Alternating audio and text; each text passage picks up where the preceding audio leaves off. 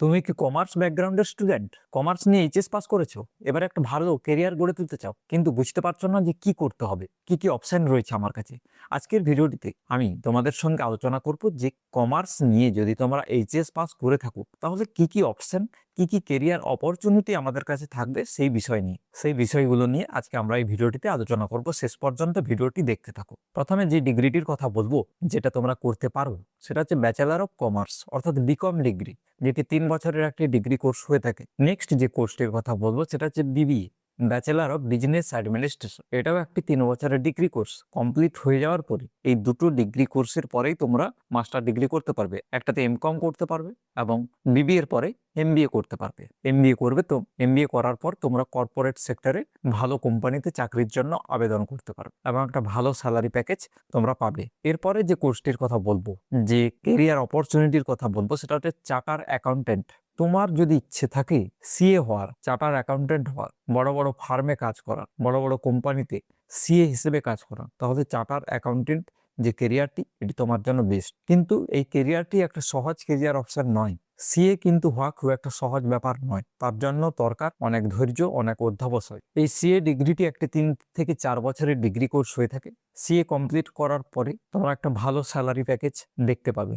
এরপরে যে কোর্সটির কথা বলবো সেটা হচ্ছে ব্যাচেলার অফ ইকোনমিক্স। তোমরা ইকোনমিক্সে নিজের কেরিয়ার গড়ে তুলতে চাও, তোমরা ইকোনমিক্সে নিজের কেরিয়ার গড়ে তুলতে পারবে। তার জন্য উচ্চ মাধ্যমিকে 50% মার্কস দরকার। উচ্চ মাধ্যমিকে যদি তোমার 50% মার্কস থাকে, তাহলে তুমি ইকোনমিক্সে নিজের কেরিয়ার গড়ে তুলতে পারো। এটাও একটি 3 বছরের ডিগ্রি কোর্স হয়ে থাকে। তোমরা চাইলে ল করতে পারো, অর্থাৎ 5 বছরের যে ইন্টিগ্রেটেড ল প্রোগ্রাম রয়েছে, এলএলবি প্রোগ্রাম রয়েছে, সেটাতেও তোমরা জয়েন করতে পারো। ব্যাচেলার অফ হোটেল ম্যানেজমেন্ট, তোমরা চাইলে হোটেল ম্যানেজমেন্টে নিজের কেরিয়ার গড়ে তুলতে পারো। এটিও 3 থেকে 4 বছরের একটি কোর্স হয়। এরপরে রয়েছে ডিজিটাল মার্কেটিং। ডিজিটাল মার্কেটিং একটি গ্রোয়িং সেক্টর, তোমরা চাইলে ডিজিটাল মার্কেটিং এ নিজের কেরিয়ার গড়ে তুলতে পারো। এরপরে যে কেরিয়ারটির কথা বলবো সেটা হচ্ছে ফিনান্সিয়াল অ্যানালাইসিস্ট। তোমরা যে কোনো কোর্স কমপ্লিট করার পরে অ্যাজ এ ফিনান্সিয়াল অ্যানালাইসিস্ট হিসেবে বড় বড় কোম্পানিতে কাজ করতে পারো। এই ছিল কিছু গুরুত্বপূর্ণ কোর্স।